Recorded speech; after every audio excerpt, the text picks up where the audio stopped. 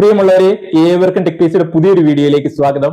നമ്മൾ ഇന്ന് ഈ വീഡിയോയിൽ ചർച്ച ചെയ്യുന്നത് മെക്കാനിക്കൽ എഞ്ചിനീയറിംഗ് ഡിപ്ലോമക്കാർക്ക് ഹൈസ്കൂൾ ടീച്ചറിന്റെ സ്കെയിൽ ഓഫ് പേയില ഉടൻ വരാനിരിക്കുന്ന ഒരു മികച്ച അവസരത്തെ പറ്റിയാണ്.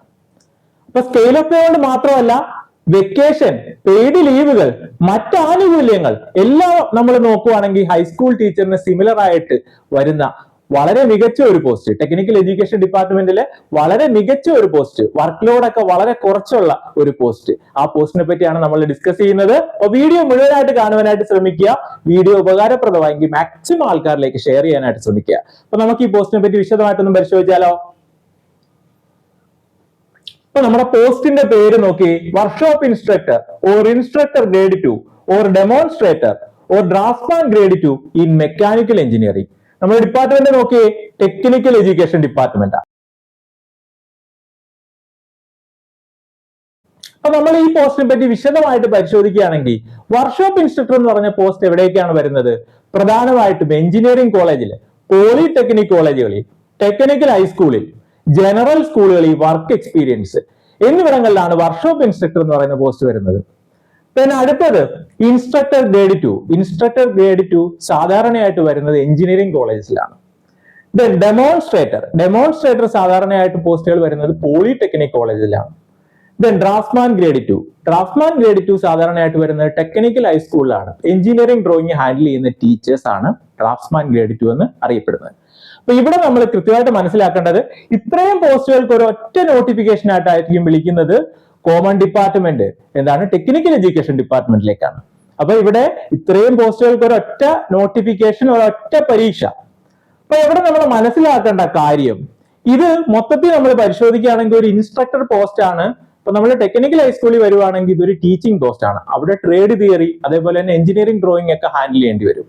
അപ്പൊ സാധാരണ എഞ്ചിനീയറിംഗ് കോളേജിലും പോളിടെക്നിക്കും പോവുകയാണെങ്കിൽ വർക്ക്ഷോപ്പുകളിലെ ലാബുകളിലൊക്കെ ഇൻസ്ട്രക്ടർ പോലുള്ള പോസ്റ്റുകളാണ്. അത് നിങ്ങൾ കൃത്യമായിട്ട് മനസ്സിലാക്കുക. പിന്നെ ഇതിന്റെ സ്കെയിൽ ഓഫ് പേ നോക്കി, അട്രാക്റ്റീവ് ആയിട്ടുള്ള സ്കെയിൽ ഓഫ് പേ ആണ്. ഹൈസ്കൂൾ ടീച്ചറിന്റെ സെയിം ആയിട്ടുള്ള സ്കെയിൽ ഓഫ് പേ ആണ്. 41,300 തൊട്ട് 87,000 വരെയാണ് സ്കെയിൽ ഓഫ് പേ വരുന്നത്. ദെൻ ഡയറക്റ്റ് റിക്രൂട്ട്മെന്റ് ആണ്.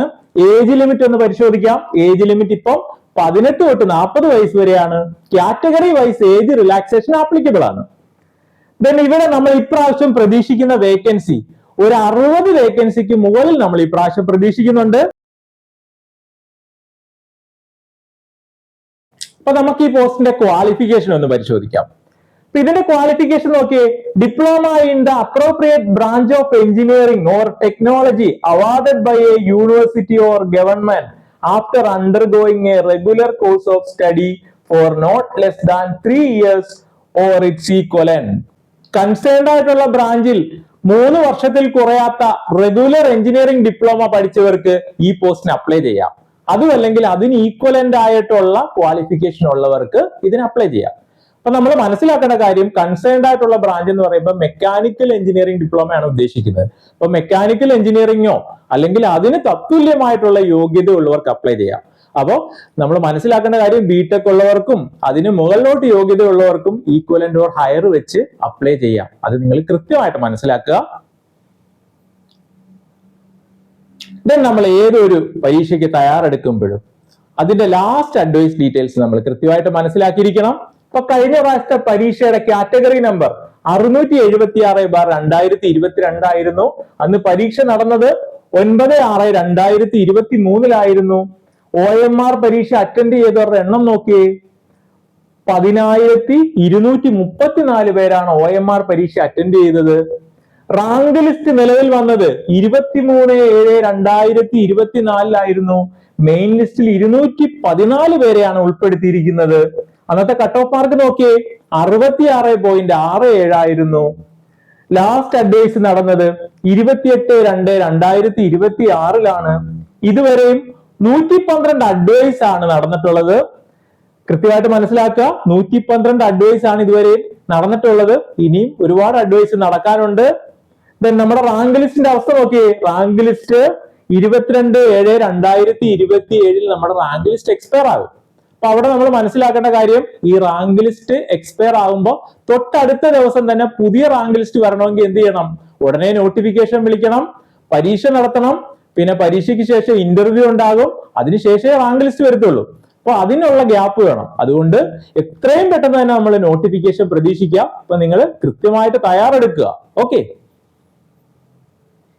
ദെൻ ഇതിന്റെ സെലക്ഷൻ സ്റ്റേജസ് നമ്മൾ കൃത്യമായിട്ട് മനസ്സിലാക്കുക. അപ്പൊ എന്തായാലും നമുക്ക് 100 മാർക്കിന്റെ ഒരു OMR ബേസ്ഡ് പരീക്ഷ ഉണ്ടാകും. ആ പരീക്ഷയിൽ ഷോർട്ട് ലിസ്റ്റഡ് ആകുന്ന ഉദ്യോഗാർത്ഥികൾക്ക് സർട്ടിഫിക്കറ്റ് വെരിഫിക്കേഷൻ ഉണ്ട്. അതിനുശേഷം 20 മാർക്കിന്റെ ഇന്റർവ്യൂ ഉണ്ട്. അങ്ങനെ 100 മാർക്കിന്റെ OMR പരീക്ഷയുടെയും 20 മാർക്കിന്റെ ഇന്റർവ്യൂവിന്റെയും ടോട്ടൽ മാർക്ക് ചേർത്തിട്ടാണ് നമ്മുടെ റാങ്ക് തീരുമാനിക്കപ്പെടുന്നത്. അത് നിങ്ങൾ കൃത്യമായിട്ട് മനസ്സിലാക്കുക. അടുത്തതായിട്ട് നമുക്ക് ഇതിന്റെ സിലബസിന്റെ ഒരു ഓവർവ്യൂ നമുക്ക് നോക്കാം. അപ്പൊ 10 മൊഡ്യൂളുകളായിട്ടാണ് സിലബസിനെ ഡിസ്ട്രിബ്യൂട്ട് ചെയ്തിരിക്കുന്നത്. ഏതൊക്കെ സബ്ജക്റ്റ് ആണ് പഠിക്കാനുള്ളത് നമുക്കൊന്ന് പരിശോധിക്കാം. ഓരോ മൊഡ്യൂളിലായിട്ട് ഫസ്റ്റ് മൊഡ്യൂളിൽ പഠിക്കാനുള്ളത് ഫ്ലൂയിഡ് മെക്കാനിക്സ് ആണ് 10 മാർക്ക്. സെക്കൻഡ് മൊഡ്യൂളിൽ hydraulic machine 10 mark. Then third module thermodynamics 10 mark. Fourth module thermal engineering and power plant engineering 10 mark. Then fifth module mechanics and strength of materials 10 mark. Then sixth module engineering materials 10 mark. Seventh module manufacturing process and production engineering 10 mark. Then 8th module engineering drawing and machine design 10 mark. Then 9th module IC engines and steam boilers 10 mark. Then 10th module heat transfer and refrigeration 10 mark. അപ്പൊ ഇവിടെ നമ്മൾ മനസ്സിലാക്കേണ്ട കാര്യം, ഈ syllabus diploma mechanical എഞ്ചിനീയറിംഗിനെ base ചെയ്തിട്ടുള്ള syllabus ആണ്. അപ്പൊ diploma ലെവലിൽ പഠിക്കാനുള്ള ആ ഒരു ലെവലിൽ മാത്രമേ ഉള്ളൂ. നിങ്ങൾ ഒരുപാട് ഹയർ ലെവലിൽ പഠിക്കേണ്ട കാര്യമില്ല. ഡിപ്ലോമ ലെവലിൽ പഠിച്ചാൽ മതി. അത് നിങ്ങൾ കൃത്യമായിട്ട് മനസ്സിലാക്കുക. അപ്പൊ ഡിപ്ലോമ ലെവലിലുള്ള ബുക്സുകൾ നിങ്ങൾ റെഫർ ചെയ്താൽ മതി. ഡിപ്ലോമ മെക്കാനിക്കൽ എഞ്ചിനീയറിംഗ് പഠിച്ച ഉദ്യോഗാർത്ഥികൾ അല്ലെങ്കിൽ അതിന് തത്തുല്യമായ യോഗ്യതയുള്ള ഉദ്യോഗാർത്ഥികൾക്ക് കിട്ടാവുന്ന ഏറ്റവും മികച്ച ഒരു അവസരമാണ് ഈ പോസ്റ്റ്. അപ്പൊ നമ്മൾ വർക്ക് ലോഡ് നമ്മൾ നോക്കുവാണെങ്കിൽ വർക്ക് ലോഡ് വളരെ ചെറിയൊരു വർക്ക് ലോഡാണ്. ഒരു ഹൈസ്കൂൾ ടീച്ചറിന്റെ വർക്ക് ലോഡ് ഒന്നും ഇതിനില്ല. അപ്പൊ നമുക്ക് വർക്ക് ലോഡ് വളരെ കുറവ്, സാലറി പാക്കേജ് നല്ല അട്രാക്റ്റീവ് ആയിട്ടുള്ള സാലറി പാക്കേജ്, നമുക്ക് വെക്കേഷനും മറ്റ് ആനുകൂല്യങ്ങളെല്ലാം നമുക്ക് ഹൈസ്കൂൾ ടീച്ചറിന് സമാനമായിട്ടുള്ള ആനുകൂല്യങ്ങളെല്ലാം ഉണ്ട്. അപ്പോൾ നമ്മൾ എന്ത് ചെയ്യുക, നമ്മൾ നോട്ടിഫിക്കേഷൻ വന്നിട്ട് പഠിക്കാനിരുന്നു കഴിഞ്ഞാൽ അതൊരു വലിയ മണ്ടത്തരമായിരിക്കും. നമ്മൾ വലിയ ചാൻസ് ആണ് നമ്മൾ അവിടെ കളയുന്നത്. അതുകൊണ്ട് നിങ്ങൾ എത്രയും പെട്ടെന്ന് നിങ്ങളുടെ തയ്യാറെടുപ്പ് ആരംഭിക്കുക.